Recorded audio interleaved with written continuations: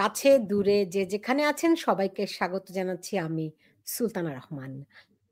শিরোনাম দেখে বুঝতে পারছেন যে একটা যুদ্ধ শুরু হয়েছে শিবির এবং এনসিপির মধ্যে। যুদ্ধটি হচ্ছে যে জুলাই আন্দোলনে কার কৃতিত্ব বেশি ছিল? এনসিপির নাকি শিবিরের? কিন্তু আমরা তো দেখি যে শিবির এবং এনসিপি তারা ভাই, ভাই। এখন কি কারণে তারা এই মানে যুদ্ধ করছে? কে কত বেশি ক্রেডিট আ আ নেবে সেই নিয়ে তাদের বাহাস চলছে। এক ধরনের প্রকাশ্য যুদ্ধও শুরু হয়েছে।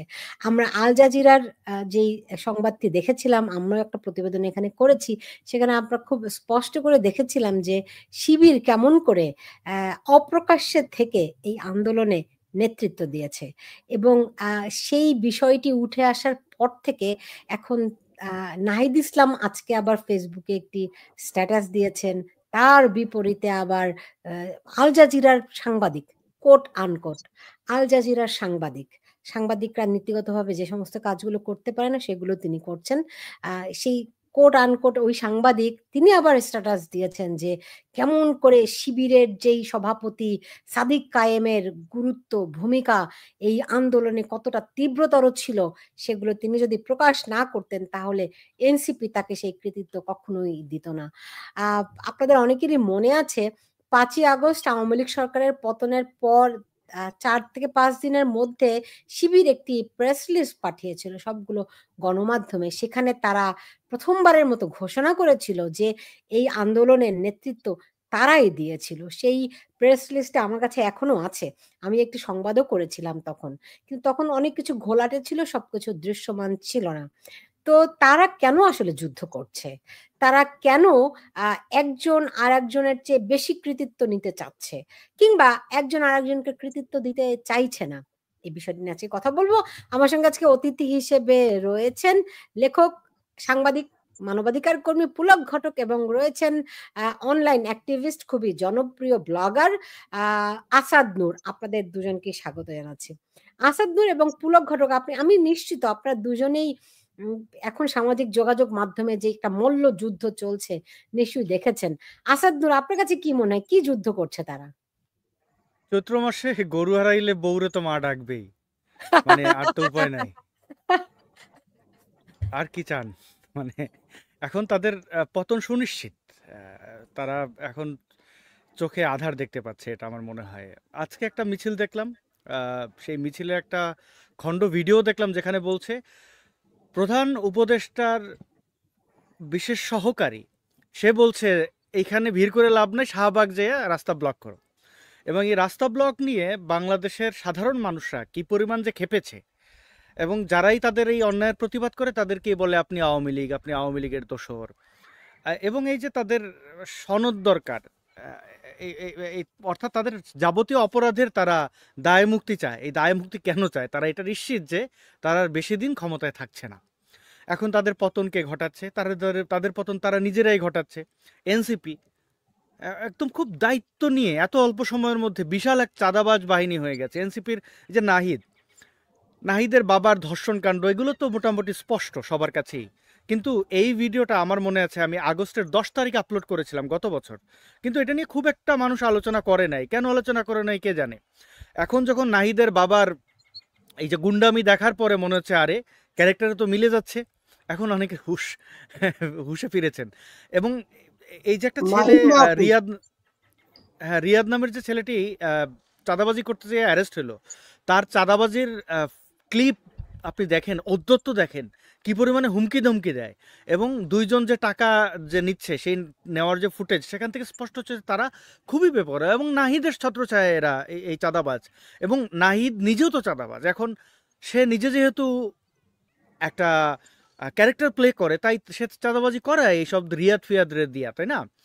এখন এই জাতীয় চাঁদাবাজ পার্টির ইমেজ যে অবস্থায় এসেছে, তাদের তো কোনো যোগ্যতা নেই। মিলিটারির ছত্রছায়া থেকে তারা বিভিন্ন জায়গায় গুন্ডামি করে বেরিয়েছে, হ্যাঁ, হুমকি ধমকি। গোপালগঞ্জ থেকে তাদের যে পতন শুরু, এখন তারা এটা নিশ্চিত যে কোনোভাবে তাদের দায় মুক্তির দরকার। এই দায় মুক্তির জন্য এত ছোটাছুটি। আর এই যে সরকারটা, এটা জামাত ব্যাগ যতই বলে না, আমি তো দেখি মিলিটারি ব্যাগ। মিলিটারির পুরো মানে মানে এটা একটা খুব ঠান্ডা মাথায় একটা কু হয়ে গেল। তো আমি জানি না ক্ষমতাসীনরা বারবার কেন মিলিটারিদের বিশ্বাস করে। আমি মনে করি এই বাংলাদেশের যতগুলো বাহিনী আছে তার মধ্যে সবচেয়ে কাওয়ার্ড, সবচেয়ে বিশ্বাসঘাতক হচ্ছে এই মিলিটারি। এই মিলিটারি শুধুমাত্র বঙ্গবন্ধুকে খুন করছে বলে খারাপ তা না, এবং এই মিলিটারি যে জিয়াউর রহমানকে হত্যা করছে বলে তারা গাদ্দার তা না। তারা তারা তো পাকিস্তান আমল থেকেই গাদ্দার, এখন পর্যন্ত গাদ্দার। তো গাদ্দাররা, আপনি শিবিরের বলছেন যে শিবির কেন বিভিন্ন ব্যানারে আসে, মিলিটারি নিজেও তো ক্ষমতা দখল করছে, সেটা এই এনসিপি, এই শিবির এদের এদের দেখিয়ে দেখিয়েই করছে। সামনে দেখবেন তারাই ক্ষমতা নেবে, কিন্তু বিভিন্ন পুতুল সামনে রাখবে। তো এই পুতুলটা তো আর মানুষের মতো খেলতে পারবে না, এটাই আমার প্রাথমিক বক্তব্য। জি, পুলক ঘটক মানে মনে করেন এখন তাদের এই বিরোধটা চরম আকার ধারণ করলো, কারণটা কি? আমার কাছে সুলতানা আপা বিরোধ চরম আকার ধারণ করেছে মনে হয় না। আমার চোখটা একটু অন্যরকম। আমার কাছে একটা সমঝোতার খেলা বলে মনে হয়। বেশ কয়েকটা কারণ আছে যে কারণে আমার এই ধারণাটা। তবে একটা কথা ঠিক, যে তারা ওই যে আমাদের এক ভাই আরাফাত মুন্না, আপনি হয়তোবা চেনেন, আপনারও ছোট ভাই, আমাদেরও ছোট ভাই, সাংবাদিকতায় আছে। আরাফাত মুন্না একটা স্ট্যাটাস দিয়েছিল যে যদি কোনো শিবিরের ছেলেকে জিজ্ঞেস করেন আমাদের সাংবাদিকতা পেশায়, যদি তাকে শিবির বলেন, ইন্টারেস্টিং পার্ট হচ্ছে তার সঙ্গে সঙ্গে বলবে ট্যাগিং এর রাজনীতি বন্ধ করেন। এবং এই কথাটা বলার পরে মুন্না জিজ্ঞাসা করছে, ভাই কতদিন পরিচয় গোপন করে এই রাজনীতিটা করবেন?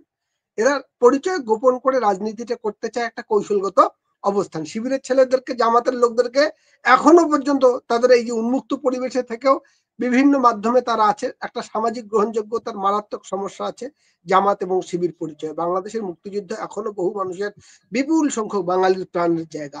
মুক্তিযুদ্ধ বিরোধী দল তো, ওখান থেকে নিজেদেরকে একটু আলাদা করা এবং স্বতন্ত্র পরিচয় দেওয়া। এরা যে দলটা গঠন করেছে, ওই যে এবি পার্টির নেতা, এবি পার্টি তো জামাতের একটা আর এক নামে তারা এবি পার্টিতে গঠন করেছিল। এদের এনসিপিটা এবি পার্টির একটা অংশ এসছে। আর ওই ইয়ার যে শক্তি দই, তারপরে ছাত্র শক্তি, তারপরে নাগরিক শক্তি, এটা ব্র্যান্ড হচ্ছে ডক্টর ইউনুসের সামাজিক ব্যবসার ব্র্যান্ড। উনি শক্তি দই করেছিলেন সব, উনি ওনার নামগুলোর সঙ্গে শক্তি পাবেন আপনি না, ওনার যে পার্টি সেটাও নাগরিক শক্তি, এরা যে ছাত্র শক্তি সেটাও। তো পরিপূর্ণভাবে যদি সরাসরি শিবিরের সঙ্গে বা জামাতের ব্র্যান্ডে যদি কাজ করতে দেওয়া অসুবিধা হতো। এ কথাটা 1 বছর আগেই জামাত তাদের অবস্থানটা পরিষ্কার করেছে, একাধিকবার বলছে। এই পর্যায়ে এসে কেন বলছে? একটা হচ্ছে যে কয়েকটা জায়গায় মনে হয় তারা সমঝোতা করতে চাচ্ছে, আমার মনে হয়েছে। একটা হচ্ছে যে বিএনপি কে একটা জায়গা, আপনারা মনে করতে পারেন যে বিএনপি কে সমালোচনা করেছে, না, পুরো ক্রেডিটটা মানে উনি সমালোচনা ছলে পুরো ক্রেডিটটা বিএনপির হাতে তুলে দিয়েছে। আমরা তো রাজনৈতিক কি বলছেন না, জাতীয় ঐক্যমত্যে সরকার চেয়েছিলাম, এই উপদেষ্টারা তো সব তারেক রহমানের, এটা শুধু শিবির একা করে নাই, এটা বুঝাতে যাচ্ছে, এটা আপনারাও করেছেন। ভাষা যেভাবেই হোক, কিন্তু বুঝালো যে এটা আপনারাও করেছেন। ধরেন এদের আন্দোলনের সঙ্গে এই কি নাম যেন আমাদের আনু মোহাম্মদ বা এই ধরনের যে মানুষগুলোর নেতৃত্বের পুরো ভাগে আমরা দেখেছি, তারা তো এখন আজকে বিব্রত যে আমরা, তার তো জায়গা থাকে না, জামাত শিবির এই আন্দোলনটা করেছে, আমাদেরও একটা জায়গা। আমার কাছে এমনও মনে হয় যে কমিউনিস্ট পার্টির বাসদের যে লোকগুলো এই আন্দোলনের সঙ্গে ছিল, তাদের জন্য একটু বিব্রতকর যে সরাসরি জামাত শিবির পরিচয়ে তাদের সঙ্গে রাজনীতি করা। আমার কাছে এমনও মনে হয় যে এই যে বাসদ টাসদ মতো রাজনৈতিক দলগুলোর কিছু লোক হয়তো বা এদের এই এনসিপিতে জয়েনও করতে পারে, তাদের জন্য একটা স্পেস দেওয়া, যে না আমরা আসলে সরাসরি শিবির না। ওই যে আরাফাত মুন্নার যে স্ট্যাটাসটা, যে তারা এখনো পরিচয় গোপন করেই রাজনীতিটা করতে চায়, এটা হচ্ছে একটা দিক, রাজনৈতিক কৌশলগত অবস্থান। এবং জামাতও ওই কৌশলেই রাজনীতিটা করে, এদেরকে দিয়ে এদেরই একটা, আমার বিশ্বাস যে এই এনসিপি মূলত জামাতের বা শিবিরেরই আর একটা অংশ। আচ্ছা, আরেকটা দিক হচ্ছে যে মানে জাতীয় আন্তর্জাতিক কিছু প্রেক্ষিত তৈরি হয়ে গেছে। এই যে কয়েকদিন আগে আপনার চার্জ দ্য অ্যাফেয়ার্স যুক্তরাষ্ট্রের, উনি তারেক রহমানের সঙ্গে একটা মিটিং করে এসেছেন। আবার ইয়ার সঙ্গে বৈঠকের পরে নিশ্চয়ই এমন কোনো বার্তা দিয়েছেন ইউনূসের সঙ্গে বৈঠকের পরে, যে এরা খুব জোরালো ভাবে জঙ্গিবাদের বিরুদ্ধে একটা, এই সরকারের পক্ষ থেকে স্টেটমেন্ট দেওয়া হলো যে জঙ্গিবাদকে বরদাস্ত করবে না। কিন্তু ইন্টারেস্টিং ব্যাপারটা হচ্ছে হয়তোবা ওইটা সান্ত্বনা দেওয়ারও জায়গা, যে এইসব এই জঙ্গি বা ইসলামী উগ্র মৌলবাদ, তার সঙ্গে আমরা না, আমরা একটা মডারেট, এই পরিচয়টাকে আপহোল্ড করার একটা চেষ্টা হতে পারে। আবার ধরেন যে যারা বলতেছে আমরা জঙ্গিবাদ বরদাস্ত করি না, ঠিক ওই 2 দিনের মধ্যেই আবার একেবারে পুরোদস্তুর জঙ্গি হামলাটা সরকারি ছত্রছায়ায় ঘটালো গঙ্গাচড়ায়, রংপুরের গঙ্গাচড়ায়, হিন্দু গ্রামগুলোতে হাজার হাজার মানুষকে নিয়ে হামলাটা করেছে। একটা সুস্পষ্ট জঙ্গি, মানে আপনি বলবেন যে বোমা মারেনি জন্য জঙ্গি না, হামলাটা তো একই নেচার, একই আদর্শ, একই আইডিওলজি। তো জি। এই জায়গাগুলো চলবে, কিন্তু পরিচয় স্বাতন্ত্র্যটা বজায় রাখতে হবে। আমার ধারণা একটা পরিচয় স্বাতন্ত্র রাজনীতির একটা ওয়াইড স্পেস তৈরি করার জন্য কথাগুলো বলছে তারা। আসাদ নূর, এতে করে এই ওয়াইড স্পেস পেলে পরে এনসিপির কি লাভ আছে? আমি মনে করি না ওরা ওই জায়গায় আছে। তাদের মিটিং মিছিলগুলোর অবস্থা দেখেন, কোথাও কেউ নাই। হ্যাঁ, এবং তারা ধাওয়া খাওয়া, একের পর একটা ধাওয়া অনেকগুলোই খেয়েছে। এখন সমস্যা হচ্ছে যে তাদের নিয়ে মাতামাতির কারণটা হচ্ছে তারা যেহেতু কিংস পার্টি, তাদের ইউনুস সাহেবের ওই যে পুলক দেখটোকে বললেন যে তার সব কিছুতে শক্তি থাকে, মানে নামে শক্তি থাকে, কামে কোনো শক্তি নেই, এবং সে নিজেও যে একটা চূড়ান্ত ব্যর্থ। আপনি মনে করেন তো এ যাবৎ যতজন অন্তর্বর্তী সরকার বলেন, যে কোনো চক্রান্তকারী সরকারই বলেন, কেউ এর মতো ব্যর্থ ছিল? সেই লোকটা কত বড় চিপায় পড়লে পরে মুখ বন্ধ করে ফেলেছে। এর আগে বিভিন্ন নাটক করেছে, যেমন নাহিদকে দিয়ে বলেছে আমি আর থাকবো না, চলে যাব। তো তারপর তো আমরা দেখলাম যে সে তো বিশ্ব বেহায়া। এখন তাদের জামাত শিবির ছাড়া এনসিপির তো কোনো ক্ষমতা নাই। এখন এনসিপির ক্ষমতা তো নাই, এরপরে চাঁদাবাজি কেলেঙ্কারি। আমি মনে করি না যে তারা আসলে কোনো কৌশলের আশ্রয় নিচ্ছে। কৌশলের আশ্রয়ের অংশ হিসেবে কিন্তু নিজের দলের খুব মানে কেন্দ্রীয় নেতাকে চাঁদাবাজিতে ধরা পড়াইয়া এইভাবে 5 জন ধরা পড়া, এটা কোনোভাবেই কৌশল হবে না। এরা আসলে বিব্রত, তারা শত্রু মিত্র বুঝতে পারছে না। জামাত শিবিরকে বন্ধু ভেবেছে, কিন্তু তারা অনেক জায়গায়, জামাত শিবির তো কখনোই কারোর বন্ধু হয় না। মানে গাদ্দার, দালাল, রাজাকার, এরা কখনো কারোর বন্ধু হয় বলেন? এদের কাছে কারোর মা বোন বলে কিছু আছে? প্রতিবেশী বোনকে যদি মিলিটারির ক্যাম্পে দিয়ে আসে, তাহলে সে তার তার মা বোনদেরকে দেবে না কেন? এই যে জামাত শিবিরকে নিয়ে আছে সচিবালয়ের সামনে তাদের স্ত্রীদের, মানে এটা শব্দটার ব্যবহার করলাম না, যাই হোক, এরা তো এই দল, তো তারা তো বিশ্বাসঘাতকতা করবে। ইন্টারনালি বিশ্বাসঘাতকতা করেছে বলে মনে হচ্ছে। এই যে ত্রিমুখী ঝামেলা, জুলকারনাইন শাহের এ হচ্ছে একটা মিলিটারির একটা স্পাই, মানে স্পাই বলা যাবে না, মানে কিছু হয় না যে কিছু টোকাই অনেক সময় পালে। আপনি দেখবেন পুলিশ কয়েকটা নেশাখোরদের মধ্য থেকে 2-1টা নেশাখোরকে পালে, যেন নেশাখোররা কোথায় কোথায় কি করে বা নেশা কই বিক্রি হয় এগুলো জানার জন্য, ইনফরমার টাইপের আর কি। জুলকারনাইন শাহের হচ্ছে যে এই এনসিপির যে পোলাপানগুলো দেখেন, এদের মতো বড় একটা গাদ্দার। আমি আমার ব্যক্তিগত একটা অভিজ্ঞতা আছে তার সাথে। একটা সময় সে আমার সাথে খুব ভালো বন্ধুত্ব, যোগাযোগ। ওমা কোনো একটা জায়গায় সে কিছু একটা মাতলামি করছিল, মানে খুবই অসভ্য, ছাঁচড়ার মতো কিছু একটা লিখছিল। আমি সেখানে মানে একটা কমেন্ট করেছি, সে তেলে বেগুনে জ্বলে উঠে আমার ফোন নাম্বারটা সে পাবলিকলি ফাঁস করে দিয়েছে। মানে একটা কত বড় সন্ত্রাসী হলে, আমি তখন ইন্ডিয়া থাকি, আমার ইন্ডিয়ান ফোন নাম্বারটা পাবলিকলি দিয়ে বলছে যে আমি ইন্ডিয়া থাকি, মানে আমাকে যেন কোনো জিহাদি মেরে ফেলে। তারপর তার মানে মানে সে তো তাসলিম খলিলের ঘেটুপুত্র, তাসলিম খলিল মাঝখানে ইন্টারফেয়ার করেছে, আমার কাছে দুঃখ প্রকাশ করেছে, বলেছে পাগল ছাগল ভাই বাদ দাও, এরে আমার দরকার, কারণ সে মিলিটারির অনেক ইনফরমেশন বের করে আনে, এই সেই। তো এই অসভ্যরে তো সেই সময় চিনিস, তার কাছে কিন্তু কারো প্রাইভেসি বলে কিছু থাকে না। মানে সে শুধুমাত্র আমার উপরে কোন একটা কারণে তার রাগ হয়েছে, ব্যাস সে আমার ফোন নাম্বার ফাঁস করে দিয়েছে। তো এই এনসিপির চাঁদা, মানে সে কিন্তু আরো বড় চাঁদাবাজ, আপনি খোঁজ নিলে জানতে পারবেন। যেহেতু এই জিনিসগুলো যাদের কাছে চাঁদা চেয়েছে তারাই প্রকাশ করছে না, সুতরাং আমি তাদের প্রাইভেসি ভাঙবো না।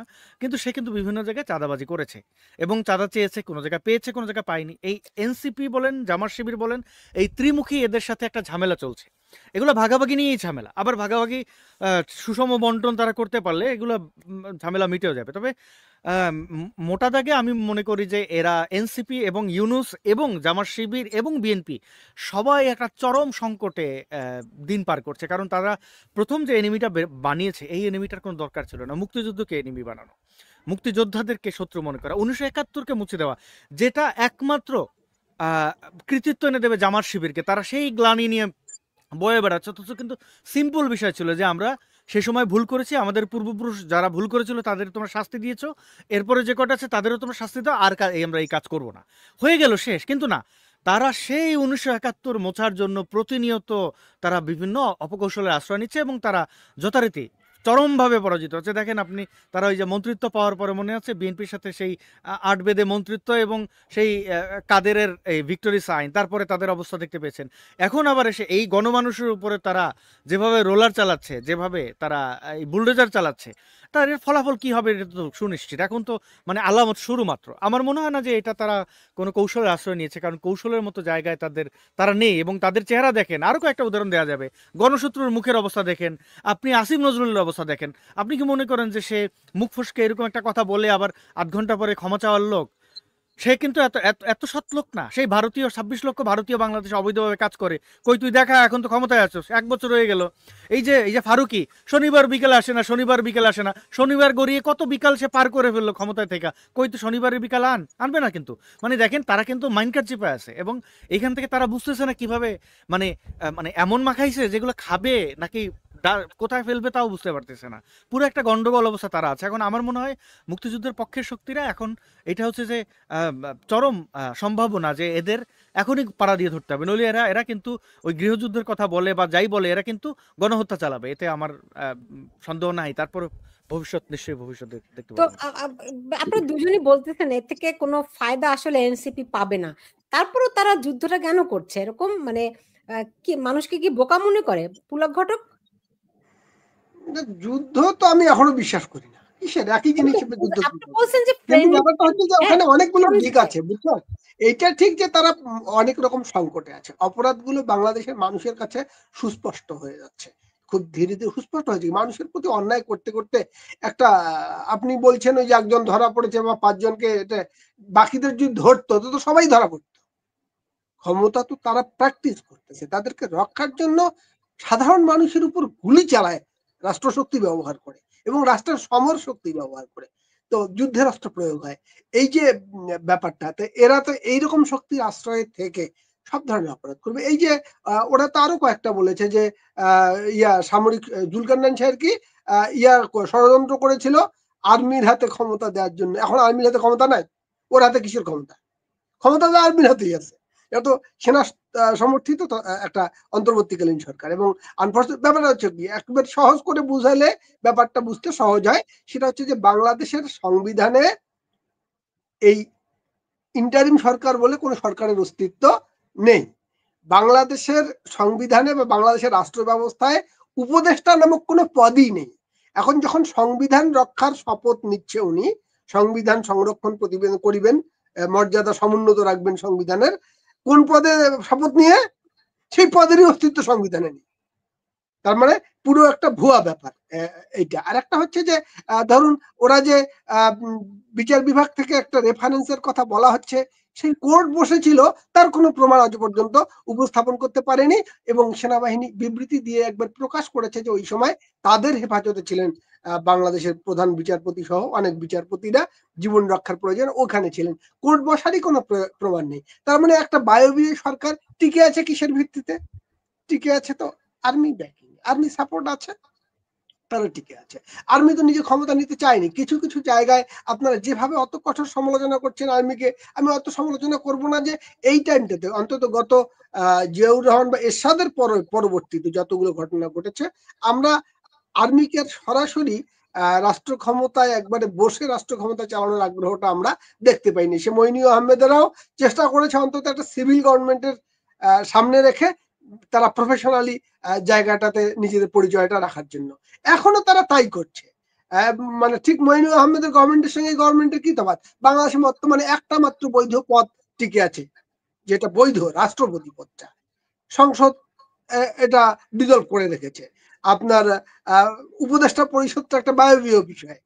এখন রাষ্ট্রপতির হাতে, রাষ্ট্রপতি যদি মানে যে কোনো আদেশ নির্দেশ দেন এবং সেটাতে যদি সেনাবাহিনী সমর্থন করে, তাহলে তো এই সরকার জায়গায় থাকে না, নতুন সরকার। এখন আমরা এটা মেনে নিচ্ছি বা বাংলাদেশের মানুষ মেনে নিয়েছে, পৃথিবী মেনে নিয়েছে, সেটা কতদিন হওয়ার কথা ছিল, আগে হয়েছে না? গণ অভ্যুত্থান গুলো অনেকবার বাংলাদেশে ৯০ এর গণ অভ্যুত্থান যদি বলি, ছাত্র গণ অভ্যুত্থান এরশাদ পতনের জন্য অনেকবার হয়েছে। আওয়ামী লীগ 15ই ফেব্রুয়ারি নির্বাচনের পরে বিএনপি যখন একতরফা নির্বাচন করলো, বিপুল আন্দোলন, 15ই ফেব্রুয়ারি নির্বাচনের পরে একটা গণ অভ্যুত্থানই বাংলাদেশে হয়ে গেল। এবং তারপরে আবার যারা আসলো, হাবিবুর রহমানের যে সরকার, সে সরকার তো ৩ মাসের মধ্যে নির্বাচন দিল। এর আগে শাহাবুদ্দিনের সরকার ৩ মাসের মধ্যে নির্বাচন দিল। একটা সিস্টেমের মধ্য দিয়ে উপরাষ্ট্রপতি মওদুদকে নিয়োগ করে এরশাদ পদত্যাগ করেছিলেন, তারপরে মওদুদ পদত্যাগ করেছেন রাষ্ট্রপতি হিসেবে শাহাবুদ্দিনকে দিয়ে। সাংবিধানিক বৈধতা রাখা হয়েছিল, কিন্তু এখনকার কিন্তু কোনো সাংবিধানিক বৈধতাই নেই যে একটা জি সংবিধান অনুযায়ী রাষ্ট্র চলবে। না আমরা ওই জায়গা থেকে সরে এসেছি। এখন ধরেন আমরা অন্তর্বর্তীকালীন সরকার মানছি, সেটা কতদিন? ৩ মাস হতো। বাস্তবতার কারণে যে সেনাবাহিনী, পুলিশ, জনগণ সবাই সাপোর্ট দিয়েছে যে একটা নির্বাচন করে একটি বৈধ রাজনৈতিক সরকারের হাতে ক্ষমতা দিয়ে চলে যাবে এবং পরবর্তী সরকার এসে পার্লামেন্টের মধ্য দিয়ে যে খণ্ডন করবে কিছু বিষয় যা হয়, কোর্টও হয়তো বা খণ্ডন করবে যে এই অবৈধ কর্মকাণ্ডগুলো রাষ্ট্রীয় বাস্তবতার প্রয়োজনে খণ্ডন করা হলো। এগুলো তো টোটালি অবৈধ একটি রাষ্ট্র ব্যবস্থা চলতেছে এখন, বৈধ সরকার না থাকা অবস্থায় পরিস্থিতির আলোকে। এটাও তো তারা করছে না। একটা বছর কিসের ভিত্তিতে আছে? না এক বছর, 5 এখন তো মাস, তারা 2 মাস, পায়তারা 3 করছে, মাস, 4 জুলাই মাস না, সনদ ঘোষণা ক্রমাগত। করবে, জুলাই সনদ ঘোষণা করবে, অনেক কিছু তারা পায়তারা করছে। এখন আসাদুল, আপনার নিশ্চয় মনে আছে গত বছর 30 জুলাই থেকে তারা প্রোফাইল লাল করা শুরু করেছিল, রাইট? তো এখন দেখা যাচ্ছে এই প্রোফাইল লাল করার আইডিয়াটি, কর্মসূচিটি ছিল শিবিরের, রাইট? এখন এই শিবিরের কর্মসূচি এবং পুরো তাদের নেটওয়ার্কে এই কর্মসূচি ছড়িয়ে দেওয়া হয়েছিল সবার কাছে। সেই সময় যে তাহলে শেখ হাসিনা সতর্ক করেছিল, তিনি তো সঠিকই ছিলেন নাকি আসাদ নূর? আমি মনে করি এই প্রোফাইল লাল করার মূল কারিগর শেখ হাসিনা। আবু সাইদের মতো একটা জঙ্গিকে শহীদের মর্যাদা দিলেন উনি কি বুঝে? আবু সাইদকে হত্যা কে করেছে? আবু সাইদের হত্যাকারী কারা? ওই এলাকার দায়িত্বরত পুলিশ অফিসারদেরকে ফাঁসানো হচ্ছে। আবু সাইদ এমন কে তাকে টার্গেট করে হত্যা করতে তাকে হবে বলেন তো শহীদের আপনি? মর্যাদা কে দিয়েছে? শেখ হাসিনা তো দিলেন। কেন এই যে আবু সাইদ, মুগ্ধ আরো কয়েকটা মিলে বললেন না যে সবাই কালো, শোক শোক শোক দিবস ঘোষণা করলেন, এখন তারপরে না লাল হলো? আপনি শোক কালো দিবস, করছেন, এদের একটা দিন শোক ঘোষণা করলো তো। আপনি শুনতে শহীদ পাচ্ছেন বলেন, আমাকে? শহীদ কেন বলেন? না না না, শুধু শহীদ তো বলেন, শহীদ আপনি বলছেন? শহীদ কেন বলছেন? শোক অনেক মানুষ মারা গেছে, অনেক ছেলে মেয়ে মারা, তিনি শোক ঘোষণা করবেন না? তিনি তো শোক জি ঘোষণা জি, করেছেন। সেখানে আবু সাইদের ব্যাপারে তিনি বক্তব্য পর্যন্ত দিয়েছেন যে এই হত্যাটা সম্ভবত, আমার ইন্টারনেটের প্রবলেম, আমাকে একটু কনফার্ম করবেন। আপনি আমাকে কন্টিনিউ করুন, আমাকে কি আমরা দেখা দেখতে যাচ্ছে? পাচ্ছি, শুনতেও পাই। হ্যাঁ ওকে। আসাদুল, যে আমরা আবু আপনাকে সাইদ শুনতে সহ এই হ্যাঁ, আবু সাইদ সহ এদের ব্যাপারে দুঃখ প্রকাশ করা হয়েছে। মানে এটা স্বীকার করা হয়েছে যে তারা খুব বীর ছিল। আবু সাইদ তো বীর ছিল না, সে তো পুলিশ পিটিয়েছে। না না না না না পুলিশ না না, পিটাতে আমার মনে গিয়ে হয় সে আপনি রাবার, মিসইন্টারপ্রেট করছেন। আপনি মনে হয় রাষ্ট্রীয় শোক ঘোষণা করা হয়েছে, তিনি কালো হুম কাপড় পরে এসে ঘোষণাটি দিয়েছেন, কিন্তু হুম তাদেরকে কাদের শহীদ তিনি উদ্দেশ্যে? আখ্যায়িত করেননি। না না, এটা এটা আপনি বলতে হবে কেন শহীদ? কাদের উদ্দেশ্য করে? সেখানে মূল ক্যারেক্টার কারা ছিল? না, অনেক এই মানুষ শোক মারা ঘোষণা গেছে তাই কাদেরকে বলে সামনে রেখে? আপনি অ- তাকে অনেক মানে মানুষের মধ্যে শোনেন, জামাত শিবির এই আবু সাইদকে আইকনিক একটা ক্যারেক্টার দিয়েছে। আবু সাইদ থেকে তো শুরু। সেটা তো শেখ হাসিনার দেয়ার কিছু নেই, এটা তো শেখ এটা হাসিনা একটা শোক আইকনিক ঘোষণা করার, ক্যারেক্টার হয়েছে। ঘটনা না, মানুষের প্রাণহানি এটা দুঃখজনক ব্যাপার না? হ্যাঁ অফ এই যে কোর্স, জি, আপনি কি বলেন এটা? এবং of course। আপনি যখন দেখছেন আপনার আপনার আপনার কোনো পলিটিক্যাল নিচ্ছে জামাত শিবির, মানে তারা তো আবু সাইদকেই আইকনিক ক্যারেক্টার দাঁড় করেছে, আপনি সেটাকে বৈধতা দিয়েছেন। এবং বৈধ আপনি আচ্ছা, এনডিবির ওই ফুটেজটা দেখেন না, আবু সাইদ গিয়ে পুলিশ পেটাচ্ছে, দেখতে পান তো? আপনি দেখতে পান কি কিনা? বলেন আসাদ নূর? আপনি ধরেন শেখ হাসিনা শোক দিবস ঘোষণা করলো, দুঃখ প্রকাশ করলো, তাদেরকে আর্থিক সহায়তা দিল, তারপরও তারপরও সবাই বলল মানুষের জন্য হুম দুঃখ না করে তিনি মেট্রো রেল জড়িয়ে ধরে কান্না করছেন, রাইট?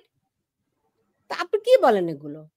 হুম হুম আপনি তো তার গেমে পাড়া দিলেন। আপনি তার গেমে পাড়া দিলেন না। আবু সাইদ যে পুলিশ পেটাচ্ছে, একটা টেলিভিশনে দেখিয়েছেন আপনি যে পুলিশ পেটাচ্ছে? আপনি দেখিয়েছেন কিনা? আপনি আমার বলেন। আবু সাইদ এনটিভির ফুটেজ, ওই একই ফুটেজে আছে সে পুলিশ পেটাচ্ছে। তো পৃথিবীর কোন দেশে পুলিশ পেটানোর বৈধতা আছে? আপনি একজন প্রধানমন্ত্রী, আপনার কাছে গোয়েন্দা রিপোর্ট থাকবে না? সে যে রাবার বুলেটে মারা গেল, সে মারা গেল, তাকে হাসপাতাল কখন নেওয়া হয়েছে, সে শুয়ে পড়লো, তারপরে তার সাথে কি হয়েছে, এটা খোলাসা করেছেন? করেন নাই তো। আপনি করলেন কি, কালো ব্যাজ ধারণ করলেন, এটা লাল হয়ে গেল। কালোকে লাল করলো কে? শেখ হাসিনা করেছেন। তিনি, তার দায়িত্ব কি ছিল? শোক প্রকাশ, দুঃখ প্রকাশ কালো না করে তার উচিত ছিল ঘটনাটা ওখানে কি ঘটেছে, আবু সাইদ কি করেছে। এখন আমরা দেখতে পাই আবু সাইদ পেটায়। কেন আমরা এখন দেখতে পাবো? আপনি এত গোয়েন্দা, এত টেলিভিশন তৈরি করেছেন, সাংবাদিক, আপনি কি করেছেন? তাদের গেমে পা দিয়েছেন। আপনি তাদের গেমে পা দিয়েছেন, লাল হয়েছে, কালো হয়েছে, এগুলো অনেক কিছুই হবে। তো কি করার? আপনি তো এটা স্বীকৃতি দিয়েছেন। রাষ্ট্রীয়ভাবে স্বীকৃতি দেওয়া কিন্তু চারটিখানি বিষয় না। আপনি তাদের ভাতের হোটেলে নিয়ে যাবেন, নিয়ে যেয়ে পিটাবেন, আবার কোর্টে রিট করার পর আপনি ছেড়ে দেবেন। কেন ভাতের হোটেলে নিয়ে যাবেন? মানে নাহিদ এরা কারা, এদের যোগ্যতাটা কি? আপনি চিন্তা করেন, আমি সব বাদ দিলাম, তাদেরকে আপনি নায়ক বানিয়েছেন। শেখ হাসিনা হারুন ভাতের হোটেলে নিয়ে তাদেরকে নায়ক বানিয়েছে। তারা আজকে যা ফটোর করছে তাদের নিয়ে আমরা কথা বলছি, তারা ওই রকম কোনো যোগ্যতাই রাখে না। এর বড় প্রমাণ কি জানেন? যে নায়ক সে সাময়িক ক্ষুদ্র জিনিসে নিজেকে ব্যস্ত রাখবে না। ওরা এই ছেলেপেলেগুলো এক একটা মন্ত্রী হতে পারতো কিনা আপনি আমাকে বলেন? এরা এক একটা মন্ত্রী হতে পারতো কিনা? যে সরকারই আসুক, ওরা সুষ্ঠুভাবে যদি দেশটা পরিচালনা করার ওদের যোগ্যতা থাকতো, তাহলে আওয়ামী লীগের নাম আগামী 5 বছর মানুষ মুখে নিত না। যাই ঘটাইছে, তারা যেটাই মঞ্চায়িত করেছে সেই মঞ্চায়নে তারা সফল ছিল। কিন্তু দেখেন ওরা যাই কোটি টাকার চাঁদাবাজি করে। কিরে ভাই, তুই তো হবি মন্ত্রী, তোর নজরে তো ছোট কেন? তুই নাহিদের নজরে তো ছোট কেন? তুই আসিম মোহাম্মদ সজীব ভুইয়া তোরে মানুষ ছাপড়ি বলে কেন? তুই আগে ছেঁড়া শার্ট পরতি, প্যান্ট পরতি, এখনো পর, অসুবিধা কি? আমার দেশে মানুষ লুঙ্গি পরে না? আমার দেশে গরিব মানুষ নাই? আছে তো। তাহলে তো তুই এই 10,000 টাকার নিচের কোনো টি শার্ট পরস না, তুই ছাপড়িগিরি করস কেন? মানে ওরা কিন্তু সামলাইতে পারে না। দেখেন আপনি আসিফের বাপ আর নাহিদের বাপরে দেখেন, কারোর ভুঁড়ি বড় থাকতেই পারে, কিন্তু ভুঁড়ি উঁচা উঁচা করে তারা এরকম করে পেঙ্গুইনের মতো। আরে তুই, তোর বাপ ওইখানে, তোর রোল কি? মানে এখন আপনি বলেন এরা যোগ্য কিনা? এদেরকে তো শেখ হাসিনা হিরো বানাইছে।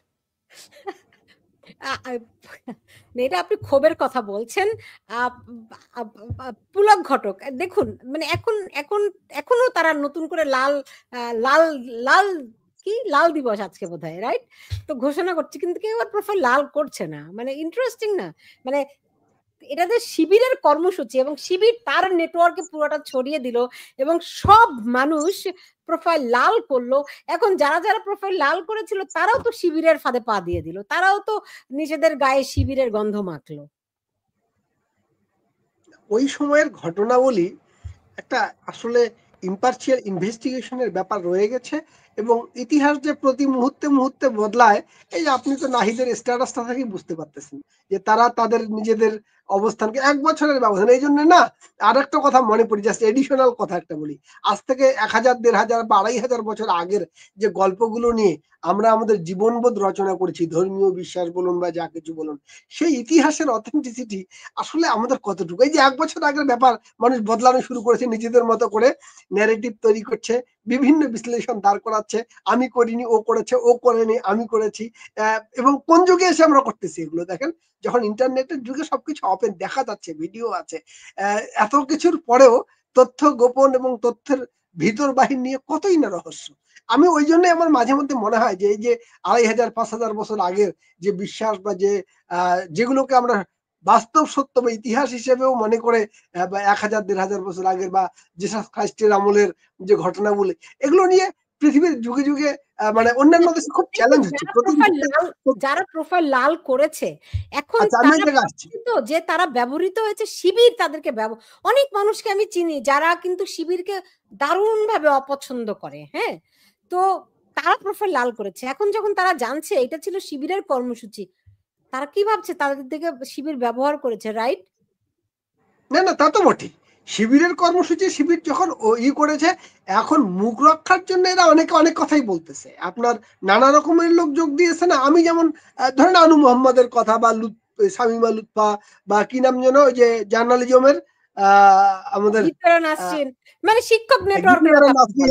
আচ্ছা, এই এনারা যখন এনাদের জায়গাটা আমি যখন জিজ্ঞেস করে একবারে সরাসরি যে আপনি সরকারে নেই কেন, এটা তো একটা প্রশ্ন। যে আমরা তো নেতৃত্বের পুরো ভাগে আপনাকে দেখলাম, আপনারা কোথায় হারায় গেলেন? এখন এদেরও মুখ রক্ষার একটা তো জায়গা আগে। সুতরাং তারা মুখে বলতেছে না, শিখে তারাও একটা পর্যায়ে জানে, বা ওই সময়ে তারাও যে জানেন না সবাই তাও না, অনেকের রিলেশনশিপও ছিল, কিন্তু পরিচয়টাকে তারা ওই জায়গায় নিজেদের নিয়ে যেতে চায় না। এখনো পর্যন্ত কমন পিপল তো পুরোপুরি বুঝেছে তারা প্রতারিত। আমি তো ধরুন আমার মতো মানুষ তো একদিনের জন্য অবস্থান পরিবর্তন করেনি, কিন্তু আমার চারদিকের যে বন্ধু বান্ধব যাদের সঙ্গে মিশি দিই, এদের অনেকেই নানা রকম মানবিক কারণে এবং বোধের জায়গায় গরমিল থাকায় ওই সময় যুক্ত হয়েছিল। ওই মানুষগুলো তো ওখানে নেই আর। কিন্তু পুলক ঘটক সাধারণ মানুষ কিন্তু বুঝতে পেরেছে। কিন্তু আপনি যাদের নামগুলো বললেন তারা কি বুঝতে পারছেন নাকি তারা আসলেই এই শিবিরেরই লোক? না না, শিবিরের লোক না তারা, কিন্তু শিবিরের সঙ্গে মৈত্রীকে তারা অপরাধ ভাবে না। তারা ওই লাইনটা মেনটেন করে। ধরেন সমাজতন্ত্রের কথাও বলবে, আবার ইসলামের কথাও বলবে, এরকম আর কি ব্যাপার। গণতন্ত্রের কথাও বলবে, আবার আপনি বলেন তো যে খেলাফত এবং গণতন্ত্র একসঙ্গে যায়। এই যে লোকগুলো মানে প্রতারণার বহুমাত্রিকতা আছে। একটা কথা খুব পরিষ্কার, western democracy it is a concept, এটি একটি রাষ্ট্র পরিচালনার একটি ধারণা, যেখানে নাগরিকের যে অধিকারের বিভিন্ন অ্যাঙ্গেল আছে, আইনগত ভিত্তি আছে, তার সঙ্গে ইসলামিক খেলাফতের কোনো মিল নেই। আচ্ছা, এই মানুষগুলোই জানে যে আমরা খেলাফত প্রতিষ্ঠা করতে চাই, যে লোকগুলো ইসলামী বিপুল জনগোষ্ঠী, এটা তো সংখ্যায় কম না, অনেক বড় জনগোষ্ঠী, তারা গণতন্ত্রের লড়াই করে, গণতন্ত্র চায়, ভোটের কথা বলতেছে, এখন দেখেন আর ভোটের কথা বলছে না, আরো অনেকদিন থাকলেও তাদের আবার খেলাফতের কথা বলে। মানুষের স্ববিরোধিতা প্রচুর। আপনি যদি খেলাফত চান তাহলে খেলাফতের কথাই সরাসরি বলবেন, আপনি খেলাফতের জন্য ই করবেন, আবার গণতন্ত্রের অধিকার চান, গণতান্ত্রিক অধিকার বা গণতন্ত্র তো খালেদা দিল কি দিল না এটা নিয়ে আপনার আফসোস থাকার কথা না, হাসিনা দিল কি দিল না এ নিয়ে আপনার টার্গেট হবে খেলাফত প্রতিষ্ঠা, গণতন্ত্র ধ্বংস করা, পশ্চিমা গণতন্ত্রকে ভেনিশ করে দিয়ে খেলাফতের একটা খেলাফত কায়েম করে, এইটা আপনার লক্ষ্য হওয়ার কথা, এবং এটা আপনার লক্ষ্য, এটা আপনার ঘোষিত লক্ষ্য, আপনার এজেন্ডার মধ্যে আছে।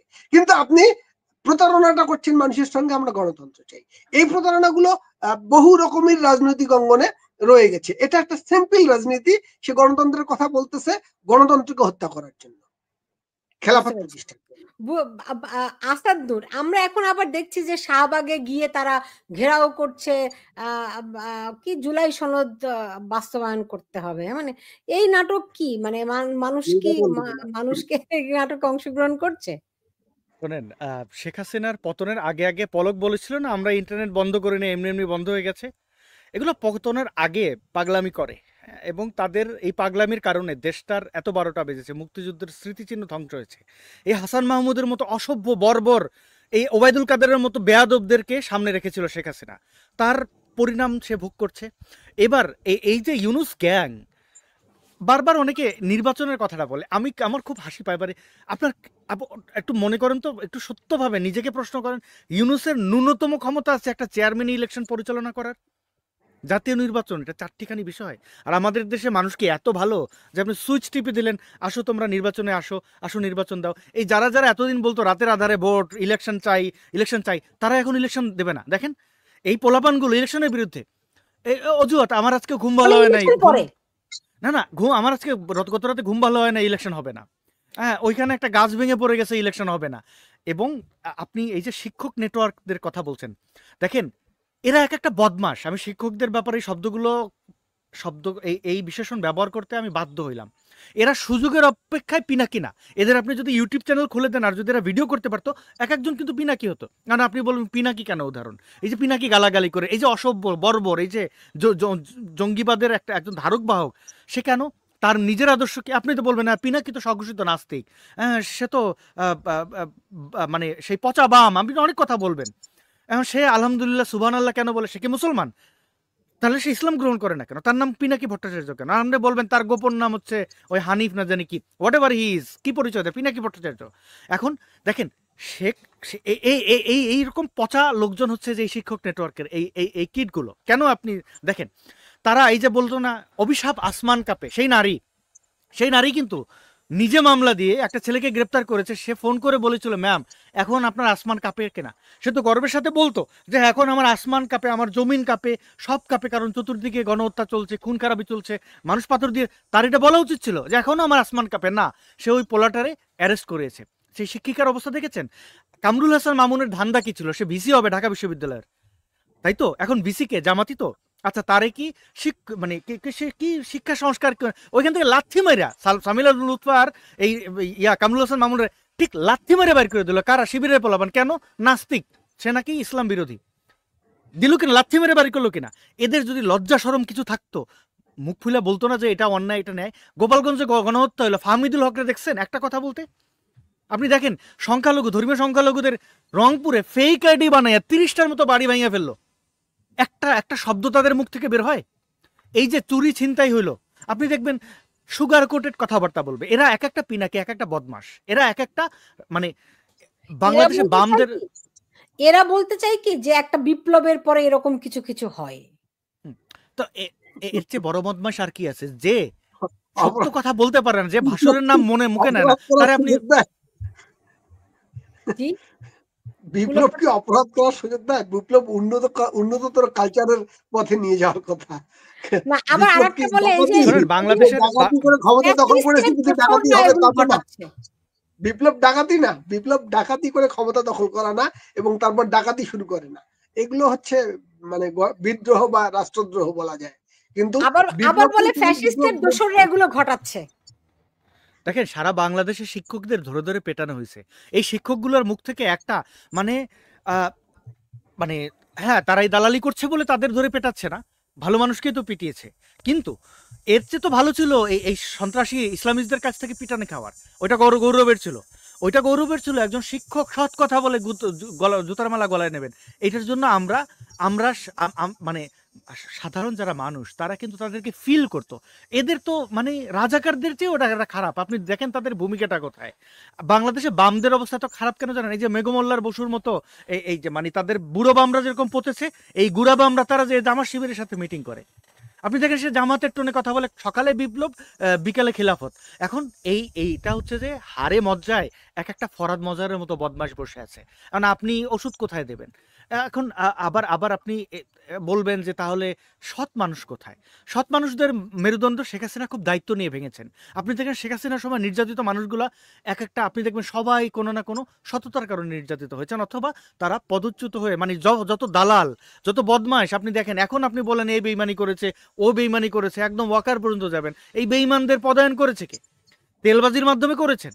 আজকে আপনি এই যে লুঙ্গির তলায় শিবির, এই যে কাইয়ুম কি যেন নাম শিবিরের, ও ছাত্রলীগ করতো। আপনি সাদ্দামরে প্রশ্ন করেন, ও বলবেন না কোনো শিবির ছিল না। সার্জিস আওয়ামী লীগ করেছে। আপনি জিজ্ঞেস করেন, সে বলবেন না আওয়ামী লীগের ছায়াতলে কেউ ছিল না। আরে ভাই বল, আমি টাকা খাইছি, আমি পদগুলো বিক্রি করছি, আমার ছোট ভাই যারা তাদের এরকম ভাগ করে দিয়েছিলাম কোন কোন এলাকায় কি কি পদ বিক্রি করবি, কার কাছে হোস্টেল। এরা টয়লেট পর্যন্ত বিক্রি করে খাইছে, এখন এরা স্বীকার করবে না। এই স্বীকার করে না বইলা আওয়ামী লীগের কারণে আজকে মুক্তিযুদ্ধের এই অবস্থা। আর এই বাম এই বদমাশগুলোর কারণে আমাদের আসলে বুদ্ধিবৃত্তিক জায়গায় কোনো উন্নতি ঘটে না। আমাদের মতো এই যে শিক্ষকদের এখন আমি কিট বলতে হয়, বদমাশ বলতে হয়, কি বলবো আপনি বলেন সুলতান আপা? আমি তাদেরকে কি বলবো? তাদের একটা ভূমিকা আমারে বলেন যে কারণে তাদের আমি প্রণাম করি, তাদের আমি লম্বা একটা সালাম দেই, বলেন তো। কি পুলক ঘটকের কাছে? পুলক ঘটক তো ঘনিষ্ঠ তাদের অনেক, বলুন না। কোন বিষয়ে বলবো বলেন? ওই যে একটা ভালো কাজের কথা বলুন যাতে করে আসাদুল একটা সালাম দিতে পারে। আচ্ছা, এরা ভালো মানুষ তো, এতে কোনো সন্দেহ নাই। আচ্ছা, একটা কথা হচ্ছে কি, বাংলাদেশের মুক্তিযুদ্ধের যে মূলধারার সঙ্গে এই মানুষগুলোর আসলে নিবিড় সম্পৃক্ততা ছিল। যদি অতীত ইতিহাসটা বলেন, আমরা একটা বিকৃতির সময় দেখতে পাচ্ছি। আপনার এই যে এখানে মণি সিংদের মতো মানে মহান মানুষরা জন্ম নিয়েছে, টঙ্ক আন্দোলনের মতো আন্দোলন, মানে ইতিহাস যদি বলেন, এরা তো ইতিহাস রচনা করেছে এবং এরা মুক্তিযুদ্ধ করেছে এবং মুক্তিযুদ্ধের নেতৃত্ব দিয়েছে। এরা আওয়ামী লীগের সঙ্গে এরা সবাই ছিল, তাদের উত্তরসূরি রয়েছে। যখন একটি ধরেন আমার মুক্তিযুদ্ধের সময় বৈরী পক্ষ চীন ছিল এবং চীনাপন্থী যেসব কমিউনিস্ট তারা একই সঙ্গে আপনার বাঙালি মুক্তিযোদ্ধাদের সঙ্গে যুদ্ধও করেছে অনেকে। আপনার পাবনার ওই অঞ্চলগুলোতে যে আপনি শোনেন, আমি নিজে আপনি ওই ইতিহাসের দিকে আমি যেতে চাচ্ছিলাম না, কিন্তু ছোট্ট করে না বললে বিকৃত হয়ে যায়। কারণ আমরা তো দেখেছি যে এই বামদের একটি অংশ মুক্তিযোদ্ধাদের সঙ্গে যুদ্ধ করেছে, তাই না? এখন ওই প্রসঙ্গে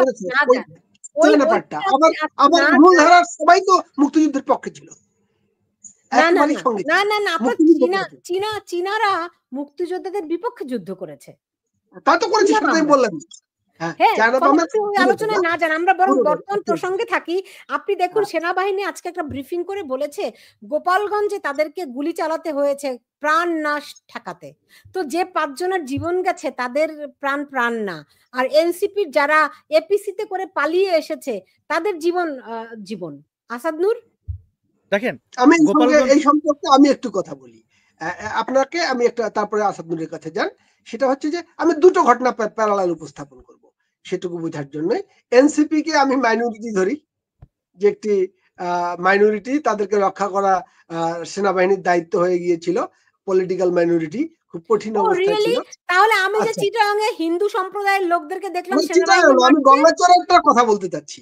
এই যে গঙ্গাচড়ার ঘটনাটা বলবেন সেনাবাহিনী তাদেরকে নির্যাতন করছে, তা আপনি এনসিপি মাইনরিটি আর অন্যরা মাইনরিটি না। আমি সেটা আমার কথাটা একটু শোনার চেষ্টা করেন। সেটা হচ্ছে যে ঠিক গঙ্গাচড়াতেও মাইনরিটির উপর হামলা হচ্ছিল এবং 2 দিন যাবত হামলা হয়েছে।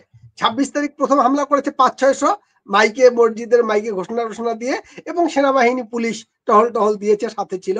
দ্বিতীয় দিন এসে আবার 27 তারিখ নতুন করে 5-7 হাজার লোক পাশে দিয়ে থাকে, এবং তখনও সেনাবাহিনী এবং উপস্থিত ছিল। এই যে মাইনরিটির প্রতি প্রোটেকশনের জায়গাটা শুধু দেখেন, যে এনসিপি মাইনরিটিকে রক্ষার জন্য গোপালগঞ্জে সেনাবাহিনী এবং পুলিশের ভূমিকাটা, এবং হিন্দু মাইনরিটিকে রক্ষার জন্য ভূমিকাটা কিরকম। আমি এইটুকু শুধু বলার জন্য বলছি, পাশাপাশি 2 মাইনরিটিকে আমি পার করাই দিলাম। একটা মাইনরিটি, প্রাণের মাইনরিটি, তাকে গোপালগঞ্জে রক্ষার জন্য অনেকগুলো প্রাণ নিল, এবং মানে যে দৃশ্য আমরা দেখেছি এটা ভয়াবহ। আর এই যে গোপালগঞ্জে যে মাইনরিটির উপর যখন হামলা হলো, সেখানেও সেনাবাহিনী ছিল, পুলিশ ছিল, এবং যারা হামলাকারী তারা মোটামুটি সফলভাবে তাদের দায়িত্ব পালন করে নিরাপদে চলে গেছে। একটা এতদিন আমরা জানতাম কি যে সেনাবাহিনীর এদের আল্লাহ মানে মাফ করে দিয়েন, তবু কথাটা আমি বলি যে তাদের বুদ্ধি নাকি থাকে হাঁটুতে, রাইট? কিন্তু এখন এদের বুদ্ধি কই আছে আপনারা একটু বলেন তো দেখি। যে তারা বলতেছে যে কি বলে আওয়ামী লীগ এবং ছাত্রলীগ নেতাকর্মীদেরকে প্রশিক্ষণ দিচ্ছে এরকম একজন মেজরকে তারা আটক করেছে, রাইট? বসুন্ধরা কনভেনশন সেন্টার ভাড়া করে সেখানে প্রশিক্ষণ দেওয়া হচ্ছিল। বাংলাদেশে কি এরকম বাস্তবতা আছে? হাঁটুতে বুদ্ধি না থাকলে কি এই কথা বলে? না, বুদ্ধি তাদের আছে, আমি বিশ্বাস করি না। বুদ্ধি আছে, কেন করতেছে সেগুলোর মিনিং আলাদা। এটা বুদ্ধি শুদ্ধি করেই কাজগুলো করে এগুলো। আসাদ নূর, কি বলেন আপনি? তাহলে তো ভারতের মিলিটারি প্রধানকে অ্যারেস্ট করে নিয়ে আসুক বাংলাদেশের মিলিটারিরা। কারণ ভারতে যে আওয়ামী লীগের যারা আছে তাদের যে ট্রেনিং দিচ্ছে না, তার গ্যারান্টি কি? দেখেন, শেখ হাসিনা থেকে আমি 2টা জিনিস শিখেছি। বয়স হয়ে গেলে আমি কথা বলবো না, অ্যাক্টিভিস্ট আমি আর থাকবো না। কারণ তাদের প্রচুর ফাউল কথা বলবো, কথা কম বলা উচিত। উনি এই সম্প্রতি গোপালগঞ্জে একটা ভালো কথা বলেছেন। ওনার উচিত এরকম স্পেসিফিক 2-1টা কথায় থাকা, বঙ্গবন্ধুর ভাষণগুলো দেখা। আমিও মাঝে মাঝে বঙ্গবন্ধুর ভাষণ শুনি এখনো, কিভাবে কথা বলতে হয় শিখি ওনার কাছ থেকে। উনি বলেছেন যে কই চিটাগঙ্গে তো এনসিপির ওদের পিটাইলো তো বিএনপির লোকজন, সেখানে তো মিলিটারি যে গণহত্যা চালাইলো না, তাহলে গোপালগঞ্জে গণহত্যা চালাইলো কেন? এটা একটা খুব ভ্যালিড প্রশ্ন। একই জিনিস, একই এনসিপির গুন্ডাদের 2 জায়গায় ধাওয়া দিল। আরেকটা কথা হচ্ছে, গোপালগঞ্জে ওরা এপিসিতে ওঠার সুযোগ পাইতো না যদি গোপালগঞ্জের মানুষ ওদের মেরে ফেলতে যেত।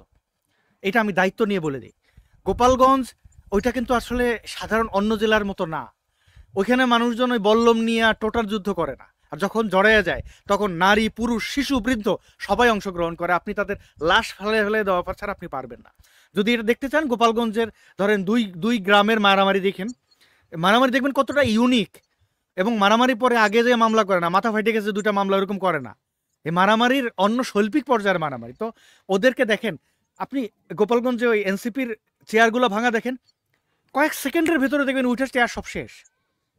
তো তাদের ওই পালাই যেতে সুযোগ দিত না। ওরা ওদেরও চেয়ারও ভাঙতো না। ওরা যদি ওখানে মুজিববাদের কবর দিতে আসে, গোপালগঞ্জে বসে মুজিববাদের কবর দেবে। এর আগে কয়েকদিন উস্কানি দিয়ে গেছে কিন্তু, যে ওরা বঙ্গবন্ধুর সমাধিস্থল ভাঙবে। তো গোপালগঞ্জের মানুষ তো এটা সহ্য করবে না। ওইটা ভুল ব্যাপার। বঙ্গবন্ধুর কবর যখন ভাঙতে চেয়েছে তখন তারা তাদের জীবন দিয়ে লড়াই করবে, এটাই ন্যাচারাল ছিল।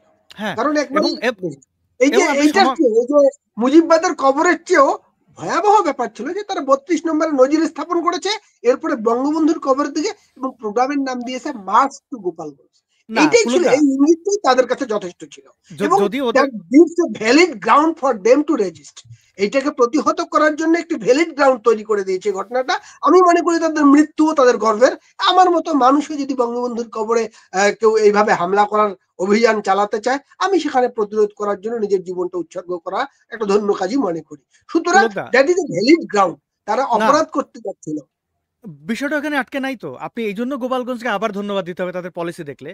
যদি এইটাই গোপালগঞ্জবাসী ধরে নিত তাহলে গোপালগঞ্জে ঢুকতে দিত না। এদেরকে গোপালগঞ্জে ঢোকার আগে গাড়িতে লাঠি পেটা হইতো, অনেক কিছু হইতো। আপনি দেখছেন কোথাও তাদের গাড়ি বহরে কোনো একটা ইট কেউ মারছে? ওরা কিন্তু গেছে, সমাবেশ করেছে। গোপালগঞ্জের মানুষ, আমার ধারণা, আমি অনেকের সাথে কথা বলেছি, তাদের বক্তব্য ছিল ওরা এসে সমাবেশ করে চলে যাক। কিন্তু যেই ওখানে মুজিববাদের কবর বলেছে তখনই ভাঙচুর শুরু। এর আগ পর্যন্ত কিন্তু ওদের আসতে দিয়েছে। আপনি দেখেন, ওরা নিজেরও কিন্তু অভিযোগ করতে পারেন যা আমরা গোপালগঞ্জে ঢুকতে বাধার সম্মুখীন হয়েছে। না, তোমরা আসো গোপালগঞ্জে। তো যেই মুজিববাদ বলেছে, কারণ আমি শিওর যে ওদের আগমন ওরাই যে গোপালগঞ্জ বঙ্গবন্ধু সমাধিস্থল ভাঙবে না, এই পলিটিক্যাল নলেজ গোপালগঞ্জের মানুষের ছিল। ওরা যেটা করছিল, ওরা একটা একটা একটা গ্রাউন্ড ইয়ে করছিল, মানে সয়েল টেস্টের মতো, যে আমরা একটু যাব, তারপরে আমাদের ওই ইনকেলাব মঞ্চ যাবে, এরকম জায়গায় ভাঙবে, কিন্তু ওইখানে যাই এই এই যে শিক্ষাটা এপিসিতে করে পালাইছে, আর জীবনে গোপালগঞ্জের নাম ওরা নেবে না। এখন এইটা একটা যদি গোপালগঞ্জের মানুষ ভাবতো যে ওরা ভেঙেই ফেলবে, ওদের ওইরকম, ওরা বেহুদা যে এটা জানতো, গোপালীরা জানতো বলে ওদের অ্যাটাকটা করে নাই। আমি আমি এটা আমি নিশ্চিত যে ওরা ওদের অ্যাটাক করে নাই। যেই মুজিববাদের কবর, তখন আর আর ই করে না, যে এটা তো ওরা এখান থেকে শুরু করবে, তারপরে হয়তো ওই সমাধিস্থলের দিকে যাবে, বা পরে ওদের টিম পাঠাবে। উস্কানি ওরা দিয়েছে, ধোলাইটা ওরা খেতো। যদি গোপালগঞ্জের মানুষ খারাপ হইতো বা রাজনৈতিক অসচেতন হইতো, তাহলে ওদের একটারও লাশ থাকতো না। তো তাতে কি হইতো? ইউনুস হিরো হইতো।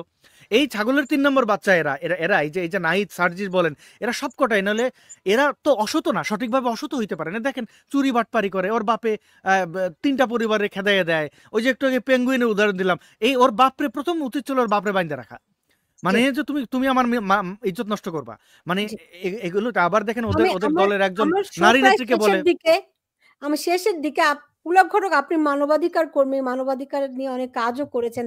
আপনি দেখেন যে এমএসএফ এর একটি প্রতিবেদনে জুলাইয়ে মব তৈরি করে 16 জনকে পিটিয়ে হত্যা করা এবং 51 জনের লাশ উদ্ধারের তথ্য দেওয়া হয়েছে। আপনি জানেন যে এই পরিস্থিতি থামবে কবে?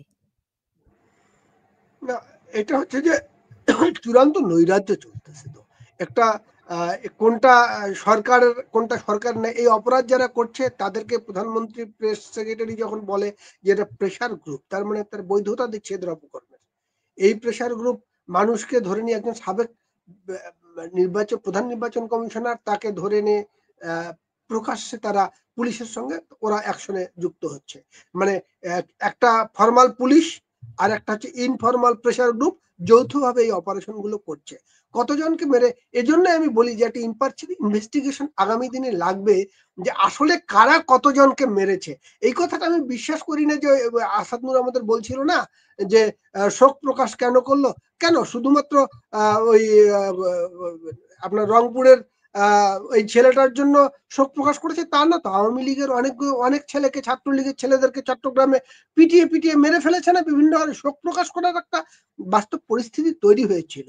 মানে আসলে কারা বেশি মেরেছে কারা কম মেরেছে এটাই এখনো আমরা নির্ধারণ করে উঠতে পারিনি এই গত জুলাই আগস্টে যা ঘটেছে। এবং জুলাই আগস্টের পরে একচেটিয়া ভাবে এরা মারছে, প্রচুর মানুষের প্রাণহানি করছে। ওই যে এক জায়গায় আমি একটু আগে বললাম যে হিন্দু মাইনরিটি, ধর্মীয় মাইনরিটি, তাদের রক্ষার জন্য যখন পুলিশ অ্যাকশনে থাকে বা আর্মি অ্যাকশনে থাকে, এই আর্মি আছে, সেখানে যারা আক্রমণকারী তাদের একটা চুলো বাঁকা হয় না।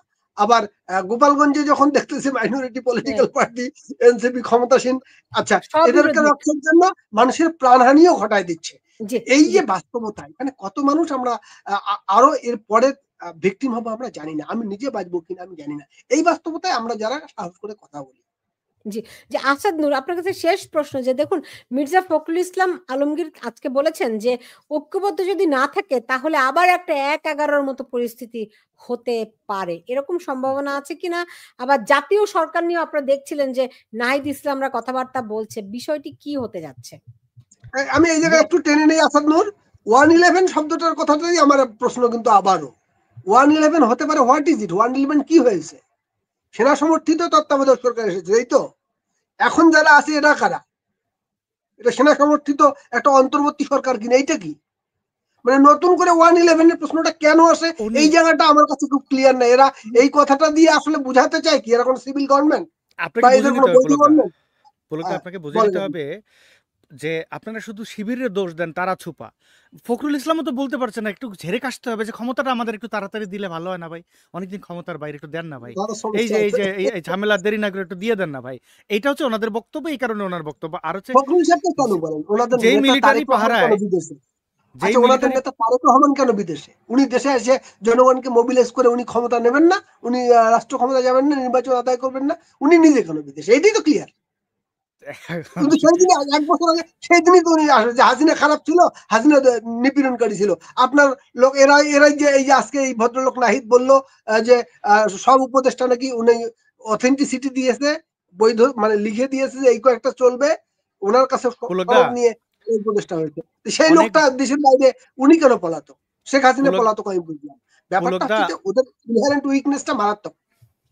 এখন অনেক বুড়োরাও কিন্তু বিছানায় প্রস্রাব করে ভূতের ভয়। এখন আপনি এটা সমাধান কেমনে করবেন? কারণ সে কেমনে দোষে আসে না, তার এই ভয়ের সমাধান আপনি আমি কেমনে করবো? এটা তারে করতে হবে। মানে একটা বায়বীয় ভয়, যেটা যে ভয় তারা করছে। এখন সে কি আসলেই 21 আগস্ট গ্রেনেড হামলা বায়বীয় করেছে? ভয় না, তার ধনিক ভয় আছে। না সে সে কি বাংলাদেশের রাজনীতিকে বিশ্বাস করতে পারতেছে না, যে কেন রাজনীতি সে পারে রেখে গেছে কেন পারছে না? কেন 21 পারছে না? সে সে নিজেকে কি সে নিজেকে সে কি 21 হত্যা আগস্ট করেছিল? 10টা সে কি আগস্ট মামলা, এটা সে বিশ্বাস করতে পারতেছে না এখনো। আচ্ছা, মানে তাহলে সেটা 21 করেছিল, তার সাথে এরকম না, কেউ না, করে না, দিতে আমি পারে? আমি আমি কয়েকটা জায়গা বন্ধ থেকে করতে হবে। শুনেছি তারেক রহমান নিরাপদ বোধ করছেন না দেখে দেশে আসছেন কেন না। কেন এই রাজনীতিকে মুহূর্তে আছি, অনিরাপদ কে কালকে কি হবে করেছেন? সে জানি না। এটাকে সে ভয় পাচ্ছে। বাংলাদেশের জনগণকে একটু স্টাডি করা আছে এদের। কিন্তু জি। পুলকদা, যদি বাংলাদেশের 21 রাজনীতিতে আগস্টের বিচারটা রিয়েলি আবারও হয়, এখনো মামলাটা দিয়ে রেখেছে, আপিল করে রেখেছে। 10টা কষ্ট মামলা, এই কয়েকটা জায়গায় যে খুব কঠিন ব্যাপার, এটাতে উনি দণ্ডপ্রাপ্ত অলরেডি। ওই এবং যেভাবে এই বিচার বিভাগ দিয়ে খালাস করে নিয়েছে, আমার ধারণা উনি একেবারে খুব ভালো একটা জায়গায় নিশ্চিত অবস্থা না হওয়া পর্যন্ত উনি আসার সাহস পাচ্ছেন না। নইলে তো জি ওনার ফিল্ড এখন ছিল আওয়ামী লীগ বিতাড়িত, আমি বাংলাদেশের জনগণকে মোবিলাইজ করে, কিন্তু উনি সেই ভরসাটা জনগণের উপর রাখতে পারলেন না। জি, বুঝতে বাংলাদেশের পেরেছি। গণমানুষের উপরে গণহত্যা চালিয়েছিল জামাত এই রাজাকারীর মাধ্যমে, আর তারেক রহমান বাংলাদেশের রাজনীতিকে নষ্ট করেছেন। এখন সেই ভয়ে যদি ওনাকে তাড়া করে বেড়ায়, সেটা সমাধান আমার জানা নেই। আমি শুধু দুইটা পয়েন্ট বলে দেই সুলতান আপা। আপনার মনে আছে গোপালগঞ্জে গণহত্যা চালানোর সময় উপদেষ্টা আসিফ নজরুল, আসিফ ভুইয়া, সজীব ভুইয়া ও ক্রীড়া উপদেষ্টা ও এখানে কি মনিটরিং এ এই যে গণহত্যা চালানোর নির্দেশনা দিয়েছে, তারা ওদের বিচারেই বাংলাদেশে হবে।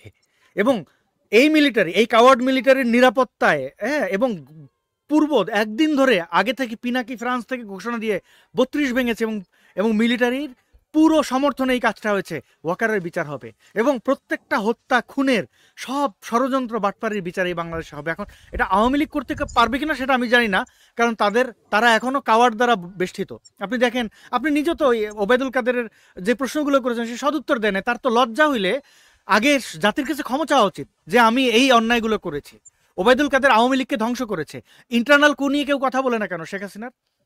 আপনি দেখছেন পতন ৫ই আগস্ট, এর আগে ইন্টারনাল কু শেখ রেহানার সাথে, সেগুলো নিয়ে কথা হয় না?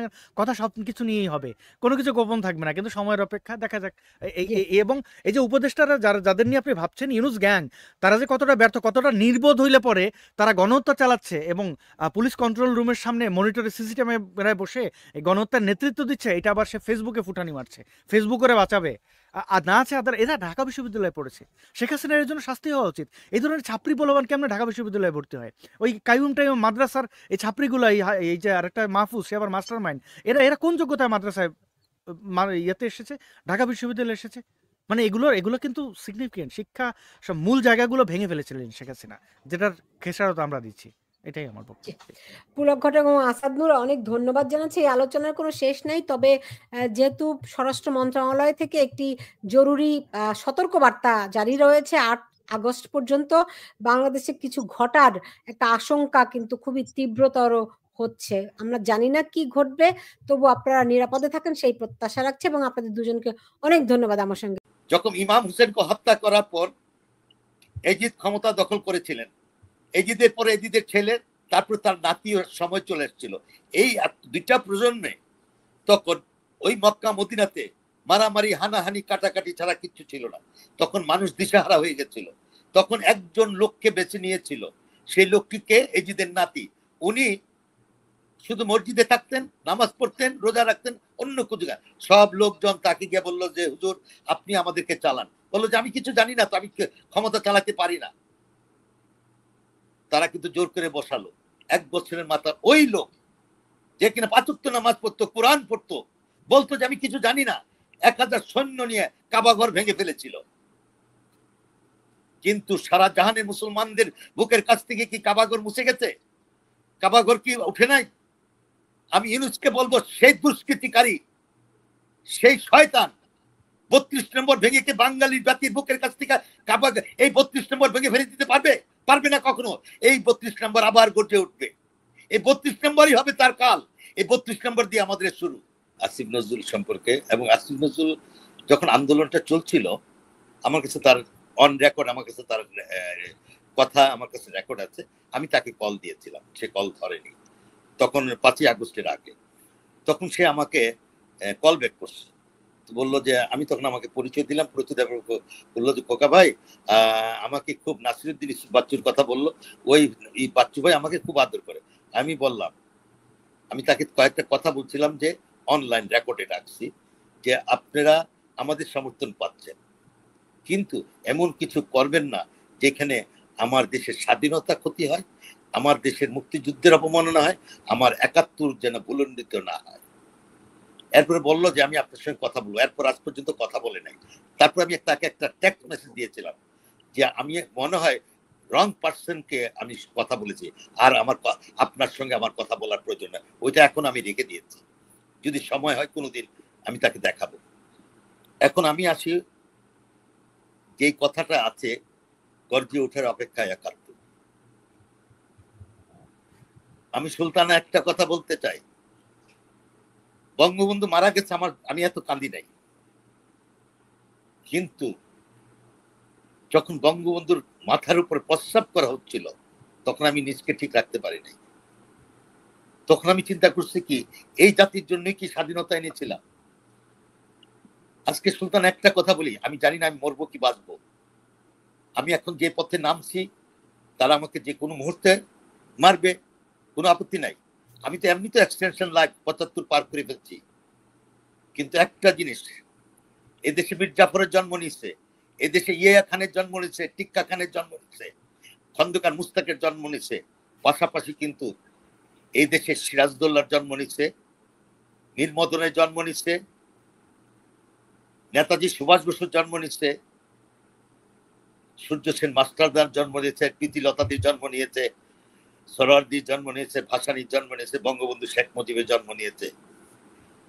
এদেশে তোফায়েল আহমেদেরও জন্ম নিয়েছে, যে তোফায়েল আহমেদের ছাত্র সংগ্রাম পরিষদের নেতৃত্ব দিয়েছিলেন। ১৯৭১ সালের ৩রা মার্চ বঙ্গবন্ধুকে জাতির পিতা হিসেবে সর্বসম্মতিভাবে ঘোষণা দিয়েছিলেন। আমাদের কাছে কোনো কিন্তু আপোষ নেই। নবী ভাই দলীয় ভাবে অনেক কথা বলছেন, আমি সেই জায়গায় যাব না।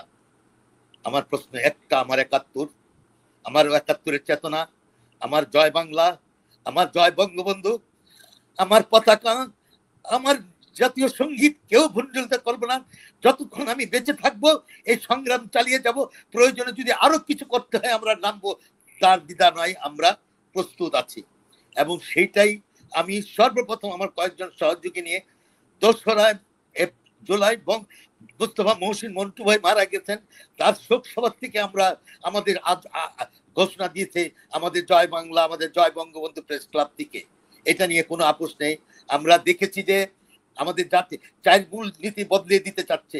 আমরা স্টেটমেন্ট দিচ্ছি, কাল পরশু স্টেটমেন্ট চলে যাবে, এর পরবর্তী স্টেটমেন্টের পরে আমরা দেখব তাদের অবস্থা। তারপরে আমরা মুক্তিযোদ্ধারা আমাদের কর্মসূচি দেব, তার মধ্যে দ্বিতীয় নেই, এর বেশি আর আমি সুলতান আপনাকে এখন আর কিছু বলতে পারছি না।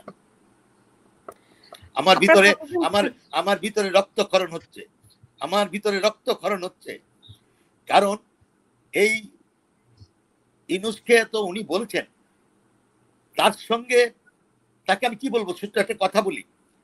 আমি অনেক পিছনে চলে যাচ্ছি, ইসলামিক রাজ্যগুলোতে যখন ইমাম হোসেনকে হত্যা করার পর এজিদ ক্ষমতা দখল করেছিলেন, এজিদের পরে এজিদের ছেলে, তারপর তার নাতির সময় চলে এসেছিল। এই 2টা প্রজন্মে তখন ওই মক্কা মদিনাতে মারামারি, হানাহানি, কাটাকাটি ছাড়া কিচ্ছু ছিল না। তখন মানুষ দিশাহারা হয়ে গেছিল। তখন একজন লোককে বেছে নিয়েছিল, সেই লোকটিকে এজিদের নাতি। উনি শুধু মসজিদে থাকতেন, নামাজ পড়তেন, রোজা রাখতেন, অন্য কিছু। সব লোকজন তাকে গিয়ে বললো যে হুজুর আপনি আমাদেরকে চালান। বললো যে আমি কিছু জানি না, তো আমি ক্ষমতা চালাতে পারি না। তারা কিন্তু জোর করে বসালো।